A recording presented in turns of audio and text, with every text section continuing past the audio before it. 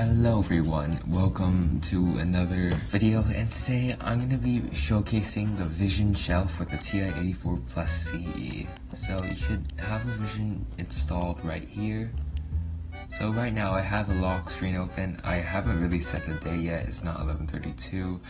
But yeah, I set the lock screen as this and the wallpaper as this. So I couldn't figure out how to enter the password last time I did this, so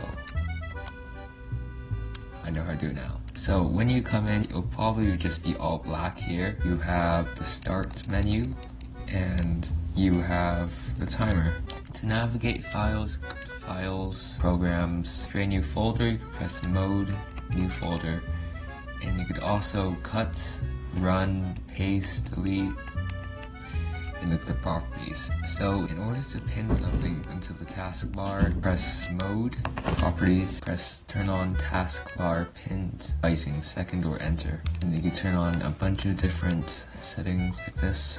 You can also rename it. Okay, so to move it onto the desktop, you're gonna go to root, programs. So I have the TI-84 CE mode, cut, desktop, mode, paste. Once you press clear, it'll refresh, and yeah, it'll have your programs. In order to access the taskbar, you can press window and use the arrow keys. So some other features this thing has is search. It allows you to search through programs, and you have settings. You could set the time, brightness, clock. I turned on show lock screen, require password. You could also use a cursor if you want, but it doesn't let you do some things. And this is where you could change the colors of things. And then wallpaper. You're gonna have a wallpaper installed. You're gonna have to look in the wallpaper folder, already made wallpapers, and then drag the file into this. And then you will have access to it by checking out the wallpaper page. I only have one installed. If you want to go to the taskbar, you can turn on centered, transparent, color, border color, and all that. You also reset it,